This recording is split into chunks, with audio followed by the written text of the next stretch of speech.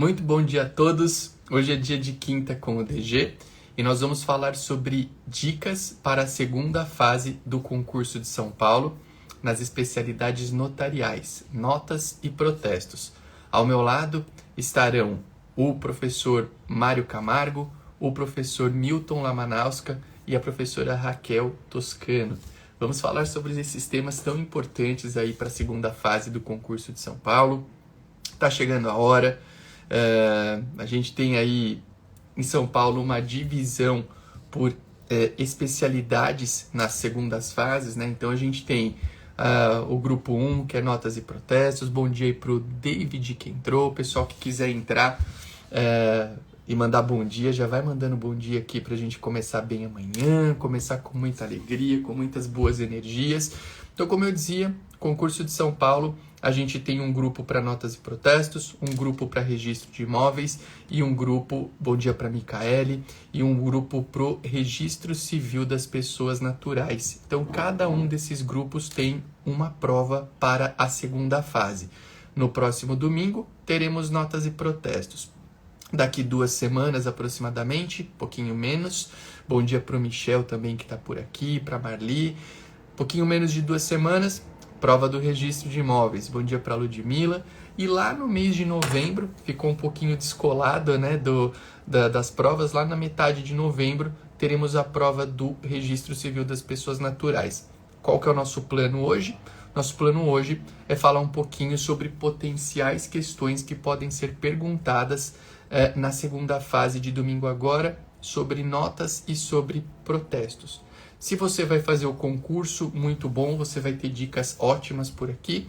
Se você não for fazer o concurso, você pode ficar aqui conosco, porque a gente vai trazer umas ideias bem legais sobre notas e protestos, ideias que serão aproveitadas com certeza na sua rotina. 2 recados importantes antes de chamar os professores aqui para a transmissão. Acredito que o Milton e o Mário já estão por aqui. A Raquel não sei se já chegou ou não. Se ela estiver por aqui, pode me avisar. 2 recados importantes. A nossa programação acontece sempre às quintas-feiras. O Quinta com o DG acontece às quintas-feiras, no horário de 7h38 da manhã. Então você pode marcar na tua agenda para estar sempre por aqui. Arthur, fica gravado, mas você estando aqui ao vivo e a cores conosco, você tem um compromisso firmado com o aprendizado e também você pode tirar dúvidas. Pois é, você pode tirar dúvidas sobre o tema que a gente estiver falando. E o segundo recado importante, que na verdade é um pedido, se você puder e quiser compartilhar essa live com outras pessoas, ao lado da caixa de comentários aqui tem um símbolo que parece um aviãozinho. Você vai clicar nesse aviãozinho e vai mandar para pessoas que queiram se beneficiar do nosso conteúdo. A Lena falou que está no 4º período do curso de Direito, se aconselhava fazer o concurso mesmo estando nesse período. Olha, Lena, eu vou falar muito rapidinho para não te deixar sem resposta. Se quiser, me manda um direct. 4º período, eu acho pouco provável pelo menos aqui em São Paulo, que você termine a faculdade antes do término do concurso. Então, se você quiser fazer para treinar, é uma opção, mas eu acho que eu não faria o concurso ainda não no 4º período. Estuda, já vai estudando se você quer ser uma titular de cartório, mas deixa para prestar o concurso quando você estiver mais para o finzinho da faculdade. Quando você fala em quarto período, eu estou considerando o 4º semestre, tá? Mas vamos chamar aqui os nossos amigos. Vamos ver se eu consigo chamar o Milton. O Mário, não sei se está aqui. Não, a Raquel eu vi que está com o perfil do Cartório Aldeia. Vamos chamar a Raquel aqui.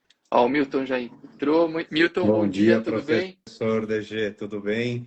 Como é que você está, meu amigão? Tô acordando aqui ainda, acho que acordei já, tô quase acordando já. Aqui a gente começa cedo, Miltinho aqui. O Milton, pessoal, ele é tabelião, ele vai falar um pouquinho daqui a pouco, vai se apresentar. Mas o Milton é 5º tabelião de notas lá em Santo André. E o Milton é meu amigo de longa data. A gente se conheceu em Campos do Jordão, quando o Milton era substituto no cartório de registro de imóveis de lá. Então é uma amizade de longa data. Mas eu já vou falar sobre o Milton. Eu vi que a Raquel tentou entrar aqui, mas ela apareceu que ela recusou. Raquel, se você estiver me ouvindo, a hora que você retornar, me avisa que eu vou tentar te convidar de uma outra maneira. E o Mário eu acho que não tá aqui. Deixa eu ver. Não, tá sim. O Mário já tá por aqui, eu vou convidar. Deixa eu ver se Raquel voltou. Não, Raquel não voltou. O Mário eu permiti aqui. Vamos lá. Enquanto o pessoal aguarda, a gente vai conversando. Primeira vez do Milton aqui no nosso Quinta com o DG. E eu sempre faço um pedido, Miltinho, para o pessoal que chega aqui se apresentar, né? Falar com um pouquinho brevemente quem é, onde trabalha. Então, enquanto o Mário e a Raquel vão se organizando para entrar, conta pra gente um pouquinho aí quem é o Milton, da tua atuação. Eu já falei que você é quinto tabelião em Santo André, né? Mas me conta aí um pouquinho da tua caminhada para a gente avançar aqui na nossa transmissão.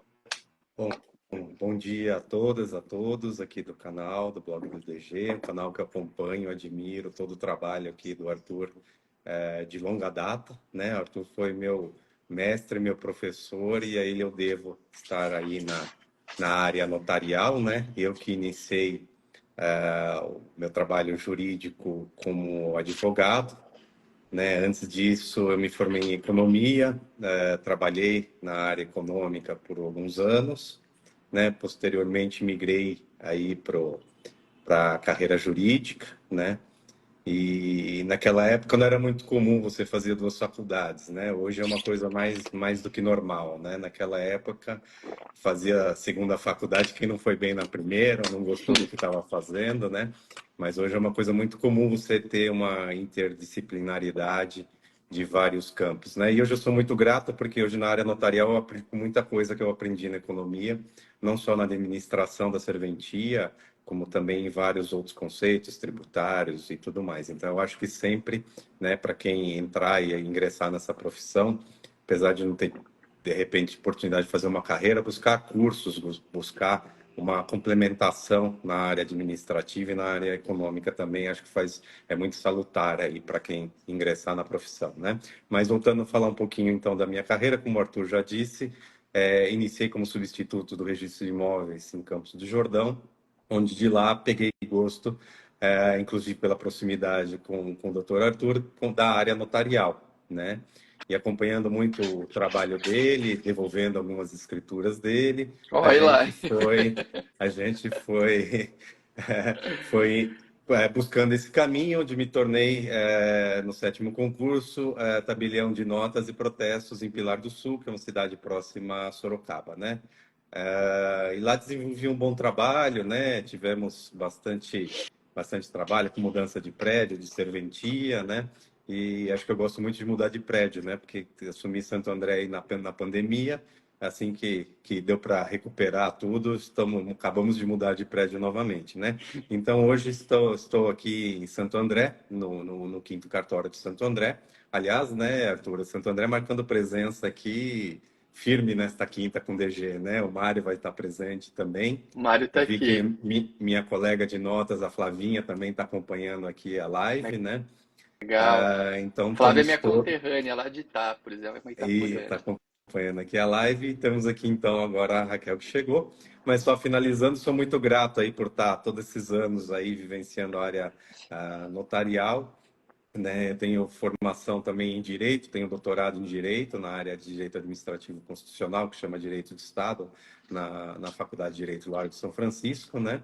E espero aí estar podendo sempre colaborar com vocês aí que Eu sei estão onde ele tá. rumo à carreira notarial. Muito obrigado. Pega ali pra mim. Boa, boa, Milton, legal. O Milton, como ele disse, é um amigo aí de longa data, já trabalhou lá em Campos, a época que eu era tabelião. De fato, agora eu nem lembrava que você devolvia escritura minha, viu, Milton? Agora eu lembrei, eu já marco, já arranhou a Foram bem amizade. poucas. Já, Foram bem já arranhou a poucas. amizade.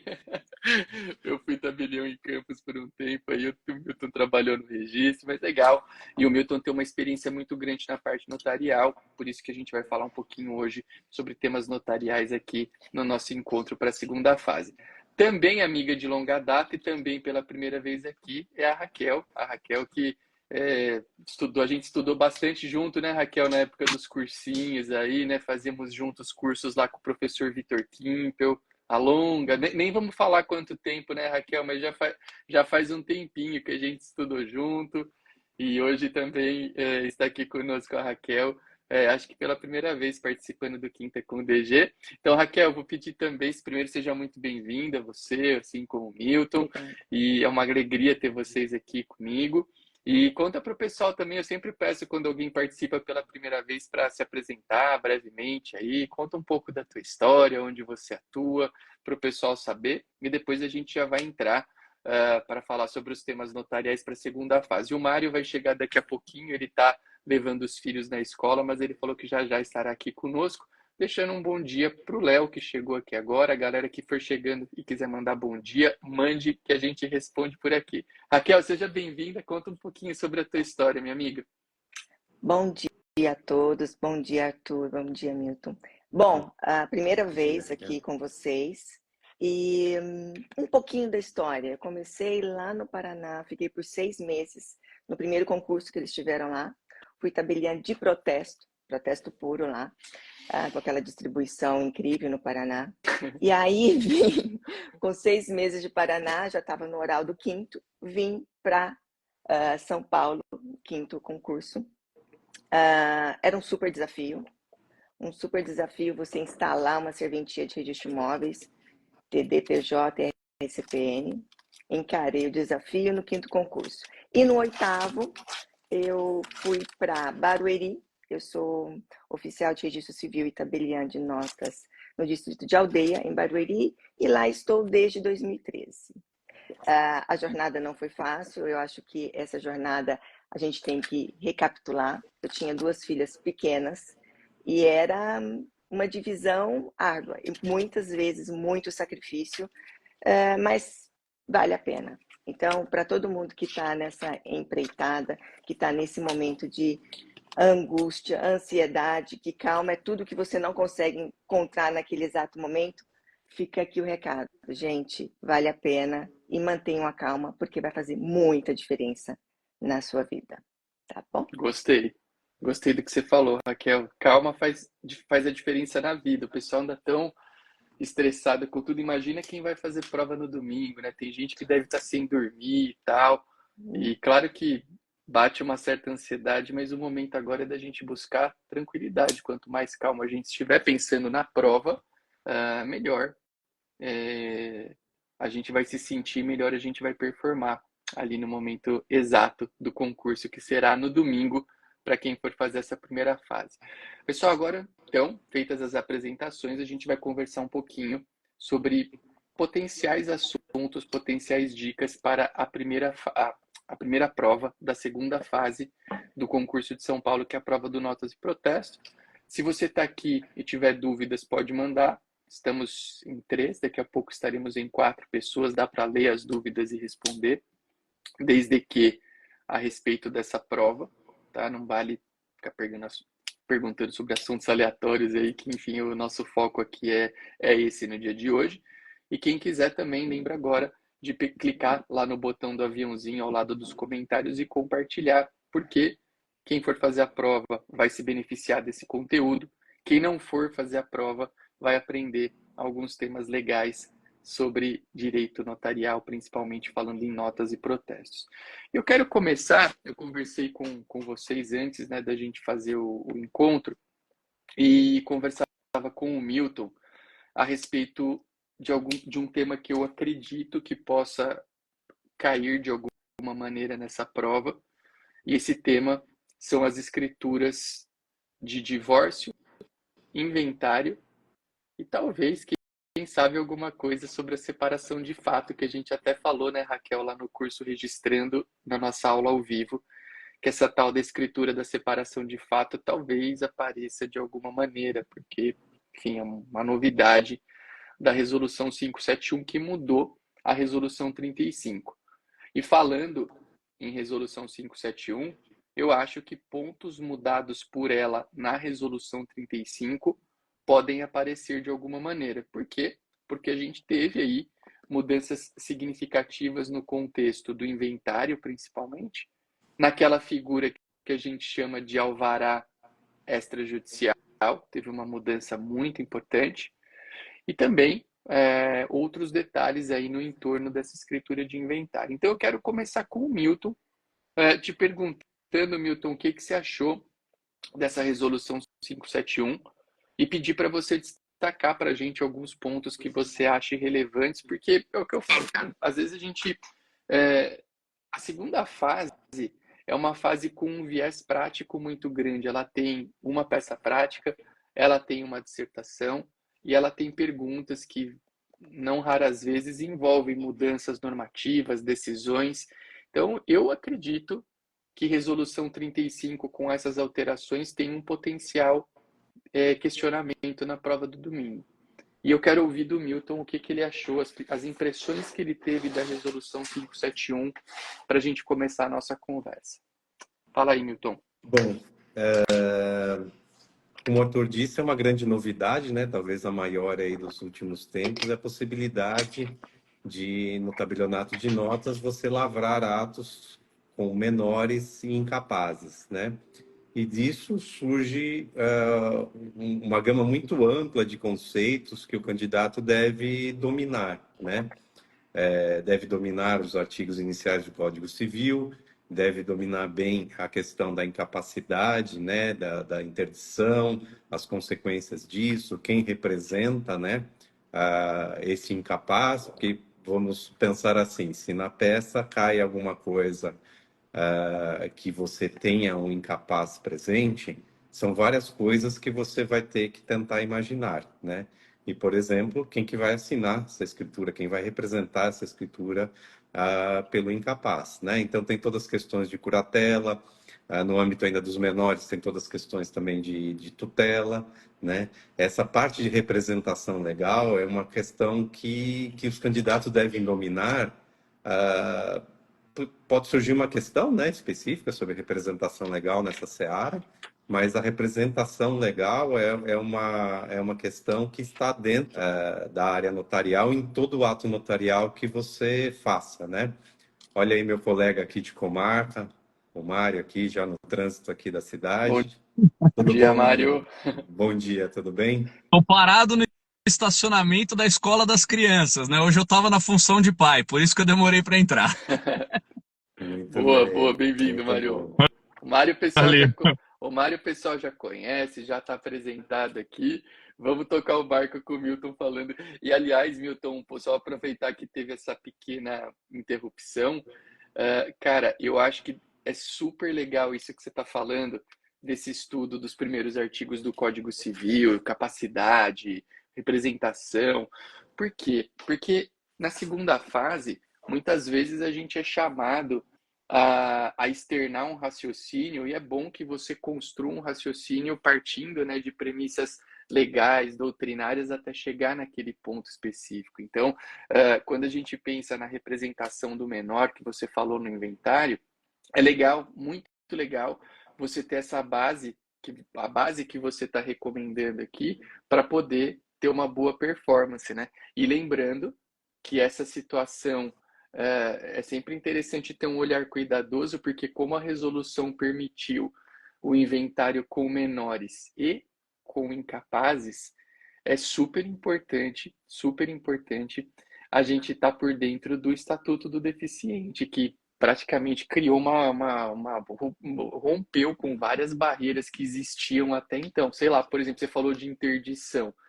Até o Estatuto do Deficiente, legal, o cara é incapaz, interdição nele.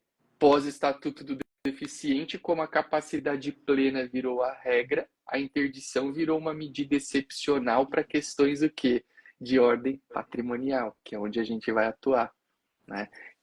Então, olha que legal, né? Se você domina toda essa estrutura, você apresentar essa estrutura dentro de uma peça, sei lá, dentro de uma dissertação, faz diferença, né? Faz total diferença você ter noção do sistema para depois aprofundar na resposta. Então, eu só quis fazer essa observação breve antes de devolver a palavra, porque isso que você falou é muito legal e muito valioso para quem vai fazer uma Sim, segunda fase. são observações pertinentes, né, Arthur? E como eu estava dizendo, não necessariamente vai cair uma peça de um inventário com um incapaz ou menor, até porque é uma novidade muito recente, mas esses conceitos, né, por esse tema estar muito à baila agora, tá, ser uma novidade muito grande, esses conceitos vêm sendo debatidos já há algum tempo pelo pessoal do meio do direito, né? Nós temos membros da banca que estão muito, apesar de, por exemplo, estar na advocacia, como a professora Raquel, ela é presidente da Comissão de Direito Notarial e Registral, então ela está muito ligada e muito afeta nos temas notariais e registrais. Então, eu acredito que, por exemplo, essa questão de inventário de menores, ele traz uma série, puxa uma série de temas que deve ser de domínio do candidato, né, que podem ser exigidos, né, eu digo que na segunda fase, geralmente, a parte, se houver algum debate doutrinário, alguma polêmica, isso fica para a parte da redação, né, a peça não vai te trazer uma situação onde há divisão de doutrinas, onde há correntes minoritárias, majoritárias disputando alguma coisa. Mas esses conceitos podem vir como um dos elementos da peça, né? A peça elenca vários tópicos para o examinador da nota, né?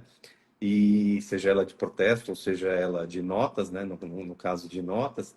E acho que desde o domínio, né, da Lei 8.069, né, o Estatuto da Criança e do Adolescente, alguns pontos básicos que são conceitos que podem ser perguntados eventualmente numa pergunta ou serem utilizados numa redação para usar conhecimento, como bem falou o doutor Arthur, a respeito do Estatuto, né, a Lei 13.046, que trouxe essa revolução no conceito da incapacidade, né, e temos figuras novas, né, como a tomada de decisão apoiada, né, quem que representa isso, se você estiver diante de uma pessoa assistida nesses termos, né, quem que vai representar essa pessoa na escritura.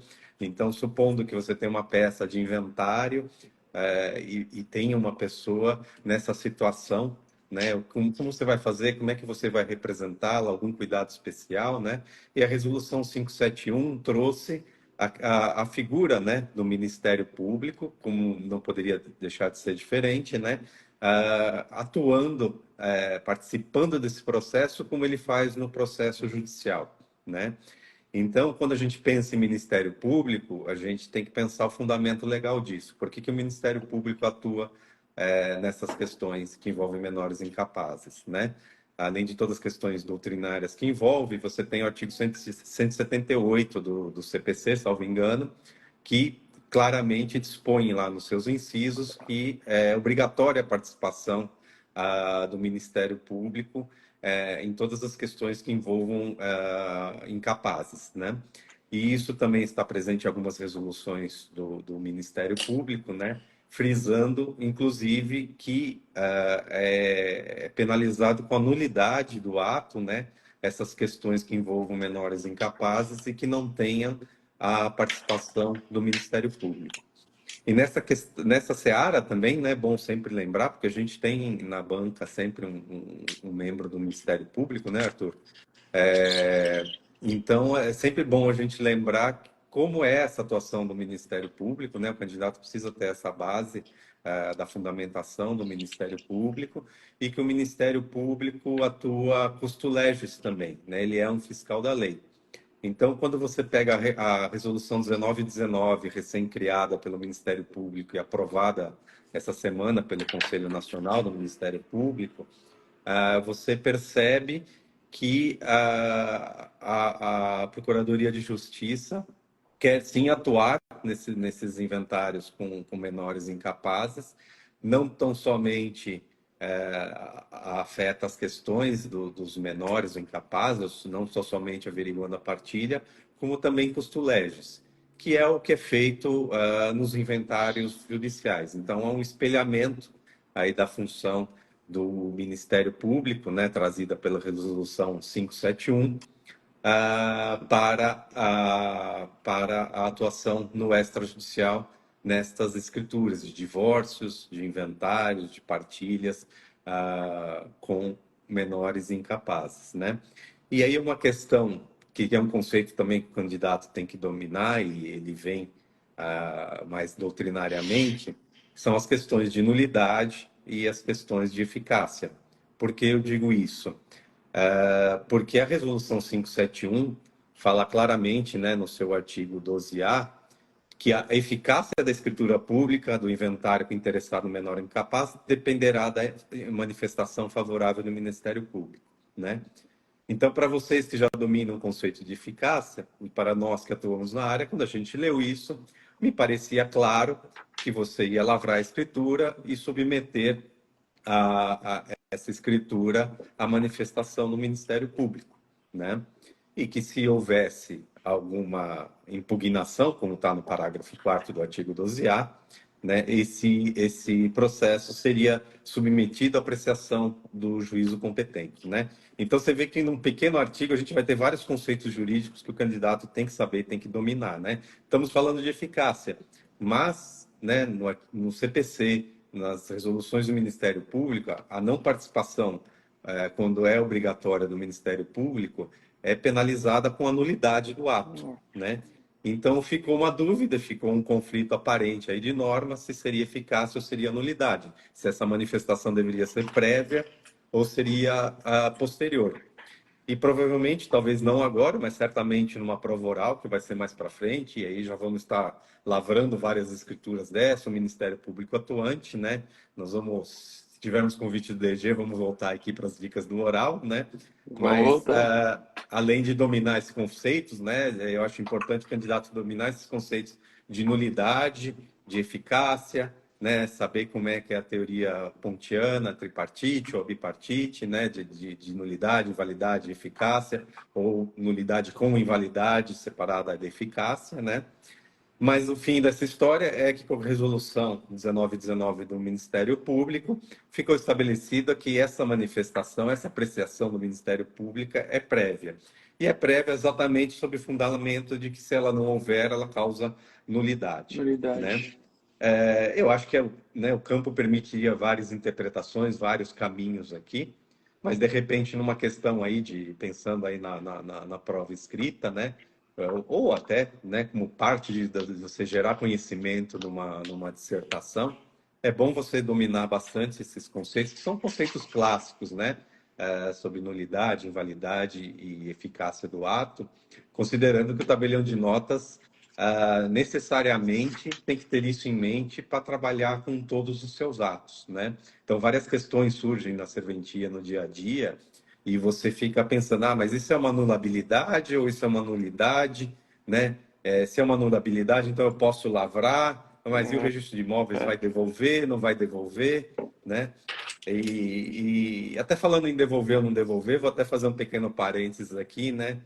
Não sei como é que foi, eu não acompanhei muito de perto o último concurso, mas eu sempre, né, dos meus estudos para o 7º, para o 11º concurso, também para o 5º concurso, que foi o primeiro concurso que eu fiz ainda sem desejo de entrar na profissão, só aquela história, né, deixa eu só ver como é que é, e aí quando você chega no oral, você pega gosto para o negócio e fala, eu vou ter que repensar minha vida profissional, né? Porque o negócio é bacana, achei legal o negócio, então vou parar e me dedicar, né? Então, para você que está nessa trilha, né? Para você que está nesse caminho, a gente sempre ouve isso em cursinhos, em debates, pessoal debatendo assim, mas e se pedirem para devolver a peça? Se for uma peça que não dá para fazer, eu vou devolver, não vou devolver, né? Esse parênteses eu faço porque eu sempre ouvia isso, sempre chegava na prova, você olhava aquilo lá, você lia, você fala, caramba, não dá para fazer isso, né? Essa banca hoje ela teve uma modificação substancial, né, na sua composição, numa linha que vinha sendo seguida, né, com o perfil das pessoas, mas eu acho que você deve aí, na hora de fazer a peça, né, a gente já teve devolutiva de protesto, mas a gente sempre deve pensar que o tabelião ele atua para lavrar, não para devolver, né? E raramente o examinador, né? Essa é uma dica, como eu já fiz parte de banca não aqui em São Paulo, mas já corrigi provas, né? Raramente o examinador consegue te avaliar tão bem numa devolutiva como ele te avaliaria numa peça, né? A peça completa, ela tem inúmeros requisitos que ele vai te observar, de redação, de pontuação, da presença de elementos obrigatórios, né? O que você vai pôr em excesso na sua peça, o que você vai cobrar em excesso, o caminho que você vai escolher. Então, uma peça completa e bem feita é muito melhor de você avaliar do que uma devolutiva, né? Então, fica aí como dica que, lógico, surpresas podem acontecer, né? Mas no campo das probabilidades, pelo menos numa peça, se for de notas, é muito mais improvável que se peça uma devolutiva, né? E aí uma devolutiva teria que ter muitos requisitos para o candidato ser avaliado, né? Porque uma devolutiva, de repente, você faz em 3, 4 linhas, né? teria que ter muitos requisitos. Então, pense bem, né? Eu lembro do 11º concurso, muita gente saiu da prova e falou, não podia fazer porque não tinha alvará extrajudicial. Não tinha alvará judicial, aliás, desculpe, né? Naquela época nem tínhamos alvará extrajudicial.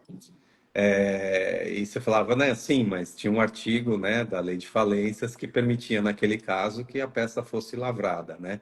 Então, quem tentou devolver a escritura e falou que não podia lavrar, caiu do cavalo naquele exame prático, né? E só voltando aqui, o Arthur me interrompa aqui se estiver me alongando Não, muito, né, na eu acho que, eu questão acho que tudo que você trouxe da, até agora dessa parte desse entorno, né, da peça, das possibilidades, eu acho que tem muito valor.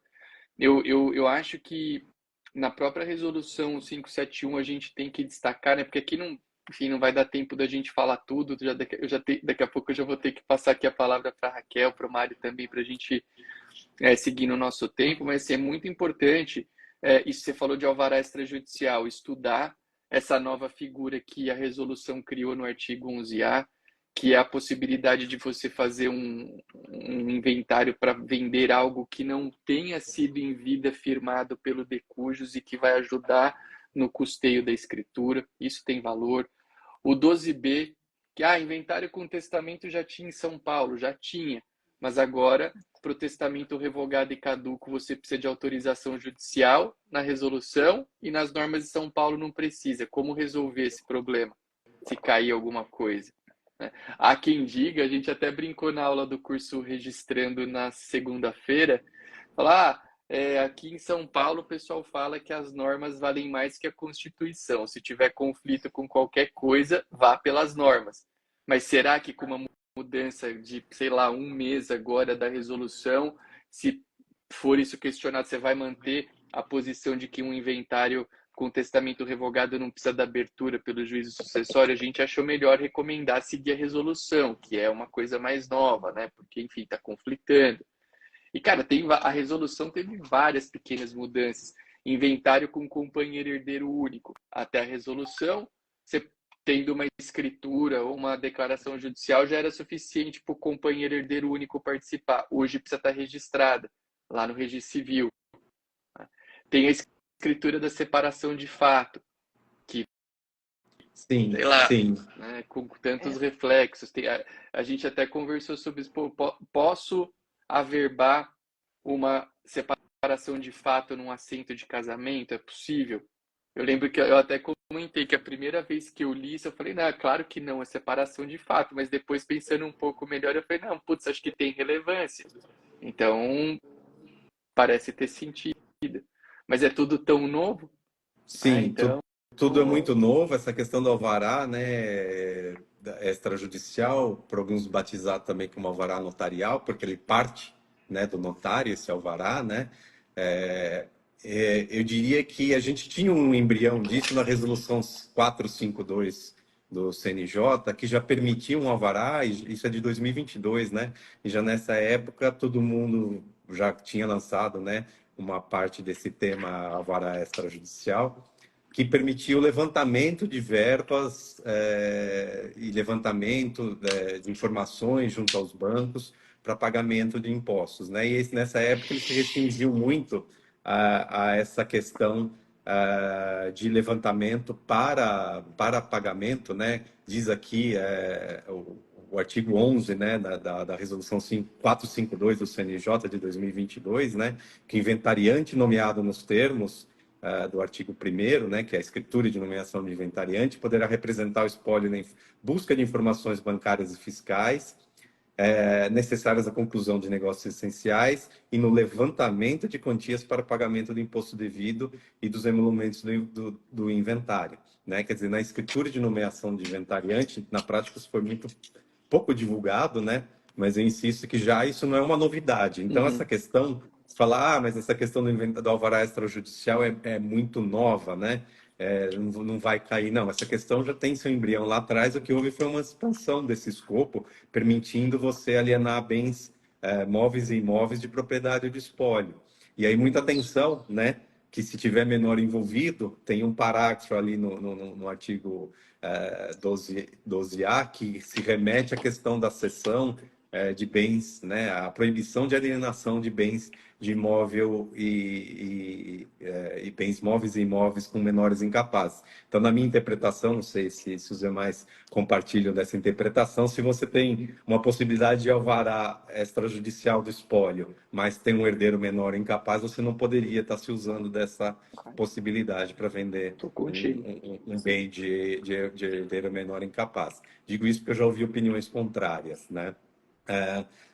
Outro ponto relevante também é a gente não fazer confusão, e eu sempre segui essa doutrina do DG, porque já faz desde 2014 que a gente fala em alvará extrajudicial, numa outra hipótese, que é uma decisão clássica do desembargador, então corregedor, né, doutor Akel, onde ele fez uma decisão, publicou-se uma decisão lá atrás, em 2014, onde se permitia, né, que a obrigação constasse no inventário, se constasse no inventário uma obrigação de outorgar escritura, sendo que havia vários requisitos, né? A própria decisão fala que aquilo não é um cheque em branco para o inventariante, né? Essa expressão cheque em branco, toda vez que você ouvir em qualquer prova, em qualquer exame, você remete a essa decisão de 2014. Agora ficou Por quê? Porque antiquada, né? Não tem mais cheque, o que dirá um cheque em branco, né? Essa decisão é clássica, né? Porque ela permitiu, e o DG muito bem, desde a época, batizava isso numa vara extrajudicial, porque ela permitia, né, que o inventariante, os herdeiros, constasse que havia uma obrigação já cumprida, já quitada, né, especificada, e apresentasse a documentação pertinente, né, idônea e pertinente, para que você pudesse suprimir um alvará judicial, ganhasse tempo, economia de tempo e de recursos, podendo constar essa obrigação, fazendo com que posteriormente esse compromisso de compra e venda fosse cumprido pelo inventariante, né? Estávamos então diante de um outro tipo de autorização, né, dada por uma decisão, não especificamente diretamente do juízo e não diretamente agora pelo tabelião, mas sim uma obrigação que deveria ser cumprida por escritura. Então, vale a pena você que vai fazer essa prova domingo, dar uma olhadinha nessa decisão de 2014, que ela é muito emblemática, ela pode cair não diretamente na peça, mas pode utilizar uma parte dela para isso, ou até numa redação, isso vai te mostrar que você conhece bem esse conceito. Isso é legal. Né? Mostra o conhecimento. Isso que eu acho que é legal. Uma decisão dessas bem encaixada numa pergunta, numa dissertação, ela faz muita diferença. Muita Sim, diferença. As dissertações e as peças, né, às vezes elas vêm pontuadas em subtópicos, e você pode, se ela assim tiver, né, ela não for um tópico, um tema genérico, você tenta buscar na memória que ela vai puxar alguma súmula, alguma decisão, ela vai buscar alguma coisa, alguma doutrina, além do conhecimento básico geral, porque o examinador quer saber o que você tem de conhecimento a mais do que Legal. a média normal, né? Não é apenas, eu acertei, eu falei, eu sei, esse tema eu sei, eu vou lá e vou responder. Não é redação do Enem, né? A gente tem que mostrar o conhecimento. Boa. Milton, muito bom. O Breno Dores entrou aqui mandar um bom dia para ele. O Breno é um gozador, né? Ele falou, é o hall da fama do notarial registral. Olha o Breno aqui fazendo brincadeiras com a gente de manhã. Um abraço para o Breno Dores, que é o rei da oratória. Breno Dores, quem for fazer prova oral, tem que acompanhar o trabalho do Breno Dores, que ele tem umas dicas quentes, inclusive ele tem dicas de vestimenta, viu, pessoal? Ele fala sobre terno apertado, camisa com o botão solto aqui com a gravata, se pode ir ou não. Isso é super Depois vocês importante, né? A pessoa não se atenta a isso, mas é tem que super acompanhar. importante. Mas Juliana, eu acho que isso tem um misto aí de conhecimento profissional e experiência pessoal, hein? Tem. O Breno tem uma história curiosa, né? O homem que ficou forte demais foi fazer prova com terno apertado depois. Mas essa história a gente deixa para ele contar numa outra ocasião, né? Queria fazer prova meninão com o botão frouxo aqui do colarinho da camisa social, não deixaram, aí o homem teve que fazer a prova suando, mas essa história a gente conta num outro dia. A Juliana pediu o número da decisão. Juliana, eu não tenho aqui, mas se você me pedir por direct, eu tenho nas minhas aulas, eu te mando por direct, e talvez se o pessoal quiser eu posto depois nos stories. Vamos aproveitar nosso tempo, que é curto, né? Essa 1 hora vai passando rapidinho, e eu quero ouvir a Raquel agora. Raquel, que foi minha parceira de aulas, aí falamos sobre alguns temas do curso Registrando em aulas ao vivo. Ela fez uns exercícios bem legais para os alunos do curso, muito bons. E Raquel, conta pra gente o que você acha que tem aí uma potencial chance de ser indagado nessa prova escrita, né? A gente sabe que, claro, é difícil, né? A gente não está aqui fazendo exercício de adivinhação, mas estamos procurando trazer algumas ideias, alguns pontos. E o pessoal aqui do perfil Cartório News já colocou o link da decisão lá do Colemata. Colemata, que para quem não conhece, é uma fonte de estudos muito legal para a busca de decisões. Então, obrigado aí para o pessoal do Cartório News que colocou a decisão, que é muito importante. E o Michel, lá em cima, colocou também um material sobre a resolução do MP se manifestando na nossa escritura de inventário com menores. Raquel, estou passando a palavra para você contar um pouquinho do que você acha, algumas ideias aí que você acha que pode cair na nossa prova, na parte do tabelião de notas. Vamos lá, Arthur. É uma missão árdua, né? Nós temos uma gama enorme de possibilidades, né? O notas, uma peça de notas pode refletir inúmeros casos da nossa realidade. Essa banca, ela tem um perfil prático. O que eu não me surpreenderia é, de repente, você ter um enunciado que traz uma situação do dia a dia do usuário no balcão, e aí você ter como profissional do direito instrumentalizar essa vontade das partes. Eu acho que isso também pode acontecer. Então, eu acho que o candidato ele tem que chegar na prova, dar uma lida no enunciado, dar uma segunda lida no enunciado e verificar qual que é o núcleo do que está sendo demandado ali. Prestar atenção se estão pedindo justificativas e se estão pedindo alguma documentação, algum acertamento para esse enunciado. Dizendo sobre títulos de transmissão de propriedade, nós podemos ter uma situação de uma compra e venda, que também pode ser por meio de uma permuta com torna, sem torna, a gente prestar atenção nas decisões, aquilo que se sobressai, né? Dação em pagamento, eu acho que se for um caso de transmissão onerosa, uma dação em pagamento ela pode estar muito bem apresentada, e ainda mais se você puder contextualizar ela dentro de uma consolidação de uma alienação fiduciária. Você traz vários institutos para serem devidamente analisados. E aí você pode ter uma documentação que você precisa analisar para você dar continuidade na lavratura daquele ato ou justificar a não lavratura. Eu tenho a impressão que vai ser um ato para a gente lavrar.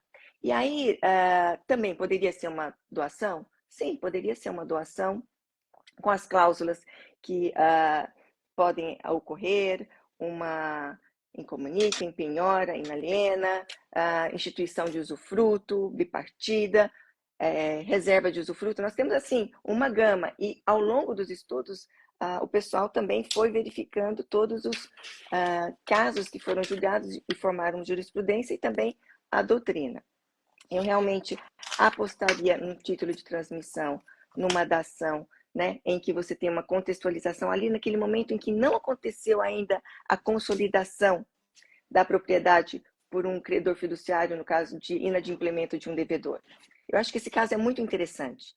Ele junta vários institutos. Eu acho que é uma grande possibilidade. E alguns detalhes que eu falaria. Não exprima manifestação de temas que não foram perguntados. As pessoas devem se ater ao enunciado. Não cria polêmica onde ninguém te perguntou sobre polêmica. Você pode dar informações que vão enriquecer o caso. É diferente. E eu digo isso tanto para a peça quanto para a dissertação. A dissertação, um detalhe que, assim, você falando sobre a separação de fato, me chamou bastante a atenção. É muito importante você indicar a repercussão da separação de fato no notas, que é a questão patrimonial. A separação, de fato, ela vai romper com aquela questão patrimonial. Importantíssimo, porque é uma situação fática, que você está instrumentalizando. Mas, olha que bacana se de repente a pessoa concorda com a repercussão no RCPN. Vai alterar o estado civil da pessoa? Não. Mas você pode levar esse título, você tem um título hábil para levar no assento de casamento, né? Então você traz essa riqueza para aquilo que você está contextualizando ali numa dissertação, né? Eu acho que esses pontos que agregam, ótimo. Aí voltando para a peça, tomar muito cuidado com qualificação das partes, verificar a impactação disso em bem particular, em comunicabilidade decorrente de regime de bens. E com isso eu vou ter o cônjuge qualificado como outorgante, o anuente, né? Eu preciso ter todo esse escopo, esse esboço já pronto para levar ali para a prova. Na hora que eu estiver falando do preço, ter todas as informações de como foi formado esse preço, origem, de que contas, porque a gente tem impactos nas últimas alterações junto ao COAF. COAF é o próprio cartório que vai informar em sigilo qualquer uma das possibilidades que ocorram. Isso você não coloca na sua escritura, se for pertinente numa justificativa. A questão de COAF, a gente só vai trazer essa informação se são pessoas politicamente expostas, porque tem regramento expresso. Assim, esses pontos são importantes que se traga para que sua peça esteja o mais correto tecnicamente, mas sem gerar polêmica. Porque a gente não quer gerar polêmica na peça. Nós queremos passar pelo examinador com uma letra bonita, uma redação, tanto na peça quanto na dissertação, clara e concisa. Gente, é um exercício muito complicado você conseguir trazer toda uma informação clara e concisa. A gente não quer trazer polêmica, mas, Arthur, eu apostaria mesmo numa ata. Eu acho que a ata seria uma peça muito razoável, dentre as nossas possibilidades que nós temos aqui. Se for um ato de transmissão, ele vai ser um ato de transmissão que tem algum detalhe que já tem uma posição doutrinária e na nossa jurisprudência administrativa. Eu tenho isso comigo. E não vai ser nada assim excepcional. Outro ponto que a gente precisa prestar muita atenção é em procuração. Se o caso trouxer procuração, nós temos que verificar validade, certificação, poderes. Nós precisamos tomar muito cuidado. A gente tem que chegar na prova olhando o enunciado, não imaginando que é um bicho de 7 cabeças, mas que sim é algo que podemos concluir e ter a firmeza. Nós temos que identificar o núcleo daquela questão e falar, e conseguir conectar com algum posicionamento. Esse é o ideal. E não trazer polêmica, não trazer pontos que não estão sendo discutidos ali. Porque, por vezes, a gente vê muito isso. Parece bobeira o que eu estou falando aqui, mas na situação de prova, está todo mundo exasperado. É o que eu estou falando. Volta, mantenha a calma. Leia 2 vezes, encontra onde é que está o núcleo. É mais importante, por vezes, porque você, se não conseguir se controlar no emocional, você perde todo o seu trabalho que você está galgando até agora. Eu gostei do que você falou, algumas coisas que me chamaram a atenção aqui que eu destaco. Obrigações acessórias de maneira global. Cuidado com tudo, né? Tudo que você tiver de acessório, eu acho importante a gente tratar desses pontos. Por quê? Porque aí são as pequenas diferenças da peça. né? Você ter essa questão de mostrar conhecimento. Não criar polêmica onde não existe. A gente tem mania. Lá no interiorzão, antigamente, a gente falava o tal do criar pelo em ovo, né? Você quer criar pelo em ovo, você quer criar uma questão onde não existe. Então, a gente tem que ser objetivo. Pensando em perfis de peça, a questão de transmissão de propriedade teve muita mudança na alienação fiduciária, e já tem, né? É um tema que está um pouco levemente maduro, já tem um certo tempo, né? A gente tem tateado, teve a questão da necessidade da escritura pública em determinados perfis de alienação fiduciária, que era exceção, virou regra, então talvez venha alguma coisa por aí.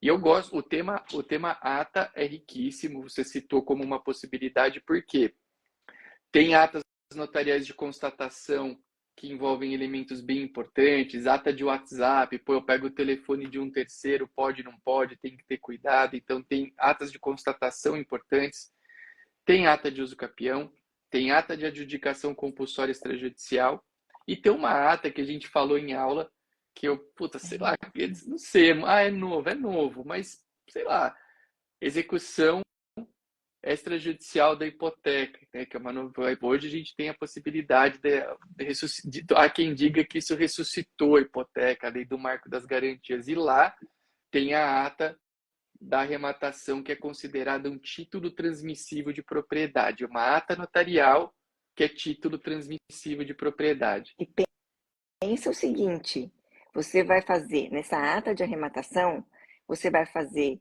toda a estrutura de transmissão com o nome de ata. Olha que coisa! Então, não é uma coisa, não é uma peça que não se saberia fazer. Mas se você contextualiza o conceito, só alterar o nome. Olha que coisa maluca. Pois é. Essa ata, eu não sei, cara, aqui vai falar, não, você tá chutando, tá fazendo exercício de adivinhação, mas essa ata, se caísse num concurso, algo sobre ela seria bem legal, porque é novo, é uma mescla de ata com transmissão de propriedade, e eu acho que teria um apelo legal em termos de avaliação de conhecimento, né? Então, acho que é um ponto bacana. O Michel perguntou aqui para o Milton falar um pouquinho mais sobre a questão da peça do concurso ali que envolve a lei de falências. Michel, vou te pedir só uma gentileza, como a gente está com o tempo meio apertado, eu quero passar a palavra para o Mário agora. Depois, o perfil do Milton aqui, que é o Fale com o Tabelião, manda uma mensaginha para ele, e acho que Milton te manda depois. Pode ser, né, Milton, você falar com o Michel essa questão, só para a gente não voltar para ela, porque senão nós não vamos falar nada sobre o protesto. Aqui não se admite não falar nada sobre o protesto, né, Mário? A gente que teve anteontem lá no Congresso da OAB para falar sobre protesto, voltamos aqui, e eu não vou deixar esse encontro acabar sem o Mário trazer pontos que ele acha que podem cair quanto ao tema protesto. E aí eu quero já passar a palavra para o meu amigo, para ele falar um pouquinho como é que ele vê as possibilidades do protesto nessa prova de domingo. O que você acha, Mário, que podem perguntar a respeito? Será que a gente está falando da lei do marco das garantias, aí alguma mudança? A gente até falou sobre isso na terça-feira. Será que vem alguma coisa por aí? Maravilha, Arthur, que alegria estar aqui de novo com você. Já tivemos aqui na semana passada. Uma alegria estar aqui com a professora Raquel, querida amiga. Estamos juntos lá no curso registrando. O meu vizinho, Milton, também grande professor. Acompanhe aí as dicas do Milton. Está de cartório novo também, sabe? Tava vendo as fotos. Eu preciso fazer uma visita, ainda não fui. Preciso lá conhecer pessoalá, né? Mas também, é uma alegria. Eu acho que vamos marcar junto, hein? Vamos fazer junto essa visita para o Milton lá. Combinado. Olha lá, hein, Milton, precisa vir gente de fora para eu sair daqui, andar 2 ruas e te visitar, né? Eu tô Olha só querendo que ver coisa. esse convite pro Arthur, eu tô querendo ver quando vai sair, cara, porque eu tô preocupado se não vai vir outro furacão Milton o dia que o Arthur pisar lá de volta no ABC, viu? Vamos lá, vamos para ABC. Maravilha. Olha, a questão de falarmos do protesto aqui, gente, mais do que tudo neste concurso, em que o titular, o tabelião titular da banca é um tabelião de protesto, ele não é um tabelião de notas e protesto. É um tabelião de protesto com muita experiência em protesto e muito conhecimento, também no direito empresarial. Então, se me pedissem para apostar aqui numa segunda fase, acredito numa segunda fase bastante carregada de protesto. A gente nunca aposta numa segunda fase de notas e protesto ampla como essa, numa peça de protesto. Já aconteceu peça de protesto no passado, mas foi um concurso bastante atípico, tinha vários grupos, era um negócio diferente. Agora, o que a gente tem visto mais é realmente uma dissertação de protesto e uma peça de notas. Porque, como o Milton e a Raquel colocaram aqui, na peça de notas dá para avaliar muito bem se o candidato tem o conhecimento da parte de notas. A peça de protesto, por outro lado, se for uma qualificação positiva, é muito pouca coisa que é avaliada. Se for uma qualificação negativa, uma nota devolutiva, mas a nota devolutiva de protesto é bastante simplificada. Então, eu acredito que uma dissertação de protesto tem um potencial de avaliação do conhecimento de protesto mais amplo. Só que, qual que é a parte boa do protesto? Para fazer uma peça de protesto, você não precisa conhecer muitas fórmulas e muitos formatos, porque está tudo na lei e na norma. O que vai para um registro de protesto está na lei, está na norma. O que vai para uma averbação também está na lei, está na norma. É só uma pequena fórmula, lavra-se o presente, protesto, tal. É bastante simples, não esquecer de colocar nenhum elemento essencial, porque o que vai ser avaliado ali é o conhecimento de se aquele título ou documento de dívida apresentado é passível de protesto, em que situações. Que é a mesma coisa que cobrariam lá na dissertação relativa a protesto. Nós tivemos aí, anteontem, um evento na OAB em que eu e o professor Arthur pudemos participar em conjunto, falando, junto com a nossa vice-presidente do Instituto de Protesto, a professora Ionara, falando sobre as medidas de incentivo à renegociação de títulos protestados e as soluções negociais prévias.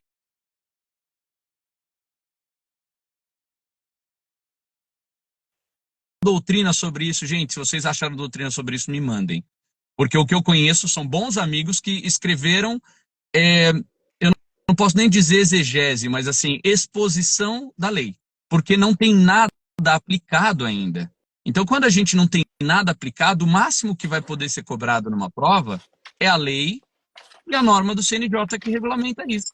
Nós não temos nem norma na Corregedoria de São Paulo regulamentando a solução negocial prévia. Nós temos na Corregedoria de São Paulo a norma regulamentando a medida de incentivo à renegociação. Só que ainda inspirada no provimento 72 do CNJ, que nem vigente está mais. Então nós agora temos uma nova realidade e se isso cair em prova, como caiu na primeira fase, vocês estão com a lei. Artigo 11A, solução negocial prévia. 26A, medida de incentivo à renegociação. Tudo da Lei 9492. E aí tem um segmento inteiro no Código Nacional de Normas, que estará com vocês lá também na prova, que trata da solução negocial prévia e da medida de incentivo à renegociação. Não vai fugir do que está no texto da lei, até porque nós estamos interpretando o texto da lei e da norma agora para saber como vai ser a efetiva aplicação disso. Não acho que haja uma maturidade suficiente para ser cobrado algo mais profundo do que isso. Então, talvez um dos tópicos da dissertação, que é possível uma solução negocial prévia, que pode prever meios de pagamento, formas de pagamento facilitado, desconto, parcelamento, etc. Ou uma questão em que traga isso, mas nada demasiadamente aprofundado, até porque não houve tempo para maturidade disso. Tendo uma primeira fase bastante carregada em direito empresarial, eu ia falar direito comercial aqui, mas eu estudei direito comercial, né? Em direito comercial, né?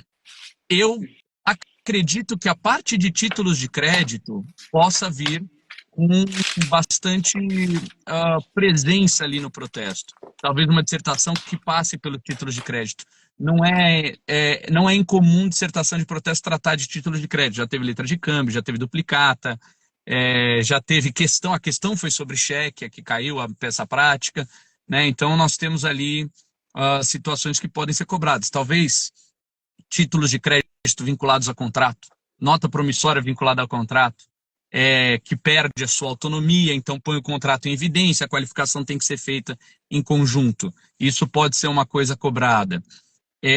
O que tem sido muito, muito, muito recorrente em decisões da Corregedoria de São Paulo, a aptidão para protesto de outros documentos de dívida.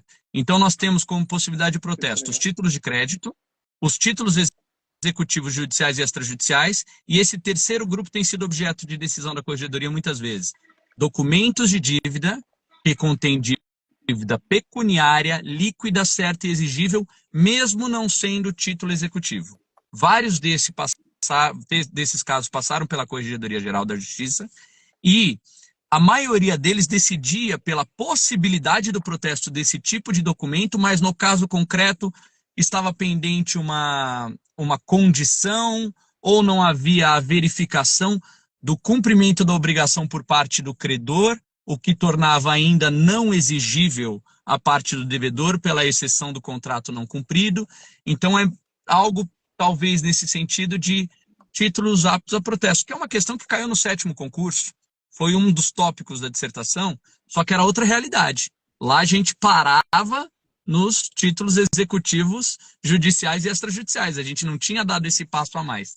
Agora a gente tem esse passo a mais com norma do CNJ, com decisão do STJ e com várias decisões da Corregedoria e norma da Corregedoria Geral da Justiça, com redação atualíssima, provimento 38 de 2024.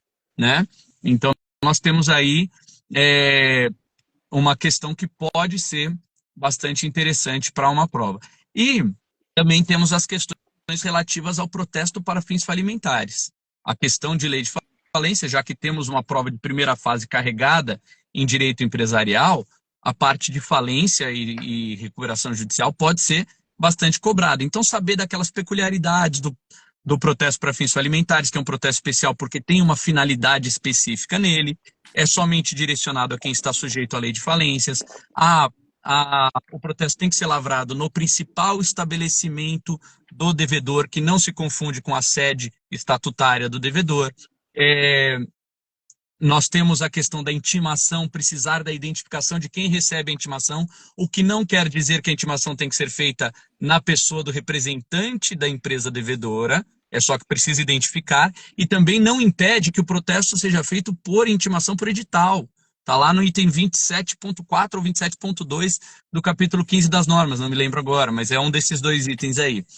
E ainda temos também, eu falei da intimação, da identificação da intimação, do lugar do protesto, sim, e de ser dispensável o protesto especial para fins falimentares, se houver o protesto comum para fins de falência, súmula 41 do TJ de São Paulo, questões do protesto para fins falimentares. Ainda no âmbito da Lei 11.101, e o protesto no caso de recuperação judicial. A empresa ou o empresário em recuperação judicial pode receber protestos contra si, podem ser lavrados protestos contra devedor em recuperação judicial? Com o pedido de recuperação judicial? Pode. Com o plano de recuperação judicial aprovado? Pode ou não? O plano de recuperação judicial opera uma novação sui generis sob condição resolutiva. Mas vamos parar na primeira parte, novação. Toda vez que a gente fala em inovação, a gente fala em extinção das dívidas anteriores. Então, todas as dívidas que são atingidas pelo plano de recuperação aprovado estão novadas. Em outras palavras, não são exigíveis. Cabe ao tabelião fazer essa avaliação? Não, o tabelião nem parte no processo. Mas caberia o protesto de uma dívida novada? Não, a dívida novada está extinta. Então, nós precisaríamos esperar o fim do procedimento para saber se descumprido ali o plano de recuperação, volta ao status quo ante. Isso é bom para uma argumentação. Não cabe ao tabelião de protesto fazer a qualificação na entrada do título. Mas, se o título já estiver protestado, o juízo pode determinar a suspensão dos efeitos do protesto ou até o cancelamento do protesto. Existem as duas decisões no STJ, uma determinando o cancelamento e a outra determinando a suspensão dos efeitos do protesto. A lógica do cancelamento é que é uma novação, extinguiu, então cancela. A lógica da suspensão dos efeitos é que, como essa novação está sob condição resolutiva. Caso não seja cumprido o plano de recuperação, ela vai voltar e aí o protesto tem que voltar como estava antes. Então aí acho que cabe aí sim um debate nesse assunto, né, que poderia ser cobrado, pensando aqui em direito empresarial, Lei 11.101. E as questões dos títulos de crédito, saber muito bem o princípio da cartularidade, que no meio eletrônico vai para um outro suporte, aí nós temos títulos escriturais, que acabam tendo algo semelhante à cartularidade porque eles são individualizados nas empresas, nas entidades de registro de títulos eletrônicos. Nós temos o princípio da literalidade, só vale o que está no título, mas lembrar da literalidade indireta, especialmente dos títulos vinculados e dos títulos sujeitos a regime próprio, né? E também nós temos o princípio da autonomia, do qual decorre ali a abstração e a inoponibilidade de exceções pessoais a terceiros de boa-fé. Esse princípio da autonomia e da abstração talvez seja o que dá um pouco mais de dificuldade, mas lembrar, título vinculado perde autonomia, nota promissória vinculada a contrato perde autonomia, põe o contrato em evidência. Títulos que envolvem consumidores, por causa da lei do superendividamento, foi colocado lá o artigo 54F no Código do Consumidor, meio que dando a entender que cheques, mesmo quando circulam, se tem origem em relação de consumo, não tem essa abstração, ou seja, posso opor exceções pessoais ao terceiro, mesmo que esse terceiro esteja de boa fé. Isso repercute na qualificação do tabelião? Não, porque a qualificação é formal. A gente não vai adentrar a relação subjacente, mas repercute numa redação, repercute na hora de falar sobre os títulos de crédito numa prova de segunda fase. Acredito que indo nesse caminho, pensando no perfil da banca, é o mais provável. É o mais provável. Eu gosto dessa ideia, viu, Arthur? Legal. Eu também acho que tem, como você falou, né, o tabelião da banca é um tabelião de protestos, então eu acho que algo virá, né, nesse sentido. E todos os pontos que você trouxe têm muito valor. Eu destacaria, assim, para escolher dois, eu acho que as questões que envolvem a lei do marco das garantias são interessantes, né? Por mais que de uma delas, que é a solução negocial prévia, a gente não tem regramento em São Paulo ainda, mas pode ser que pergunte-se aí alguma coisa. Cara, eu sempre acho que um tema muito fértil dentro do tabelião de protestos são os outros documentos de dívida, porque hoje é aquilo que a gente fala. Hoje você não tem qualquer tipo de tipicidade para o outro documento de dívida no contexto do protesto. Por quê? Porque além dos títulos executivos, judiciais e extrajudiciais, que é a base, né, dessa história ali em 2004, 2005, com o processo da Localiza, que permitiu aquele protesto dos títulos executivos, hoje você tem essa tal da possibilidade do protesto de qualquer documento que seja dotado dos atributos de certeza, liquidez e exigibilidade. Cara, isso te dá um universo assim gigante de coisas para trabalhar e que traz, né, para a atuação do tabelião de protestos, que muitas vezes, por ser uma análise formal, a análise que a gente faz, ela acaba sendo uma qualificação muito engessada, né? Por título de crédito, o que você tem como base de devolução? É uma coisa muito pontuado. E no outro documento de dívida isso sai um pouco, porque você pode ter análise de detalhes muito específicos de um contrato ou de uma relação que te dão um perfil assim, um perfil absurdo de possibilidades de análise. Você trouxe essa história da inovação, tem várias coisas que a gente pode trazer num contexto de qualificação que são importantes para uma prova. Então a gente tem que sempre pensar nisso. Vai fazer uma qualificação sei lá, de uma promissória. Putz, a maioria está lá. Você sabe o que tem que estar quais são os requisitos e tal. Então eu acredito muito que esse cenário dos outros documentos de dívidas é um cenário bem passível aí de cobrança numa prova como essa. E com essas informações, a gente passou um pouquinho do nosso tempo, mas valeu a pena, né? Estávamos num grupo aqui de 4 pessoas, vieram muitas informações legais para quem vai fazer a prova. Se você não vai fazer a prova, com certeza se aprendeu sobre assuntos relevantes aqui, temas relevantes da nossa área notarial.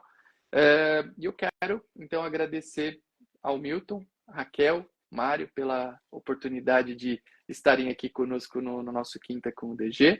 Agradecer todo mundo que está aqui, que passou por aqui, que vai assistir posteriormente essa gravação. E para quem for efetivamente prestar o concurso no domingo, que faça uma boa prova aí, uma prova com muita calma, com muita tranquilidade, confiando nos estudos aí que vêm sendo feitos nos últimos tempos. Né? Uma aprovação, ela não é algo repentino, instantâneo, ela é fruto de um estudo de longa data, então que todo mundo confie aí no que vem fazendo para ter um bom resultado. E quinta que vem, a gente vai estar aqui para falar um pouquinho sobre registro de imóveis, né, Mário? Vamos falar provavelmente o Gustavo vai estar aqui com a gente, para quem for fazer a prova do registro. Então, vamos trazer alguns temas registrais para outra prova. Então, quem estiver no concurso, fica ligado, anota na agenda, que às 7h38 da semana que vem falaremos sobre o registro de imóveis. Meus amigos, muito obrigado aí. Tamo junto. E a todos obrigado. que passaram um excelente dia. Fiquem Boa com sorte Deus. a todos aí. Uma ótima quinta-feira. Um Valeu. abraço. Muito obrigada. Tchau, tchau. Tchau, tchau.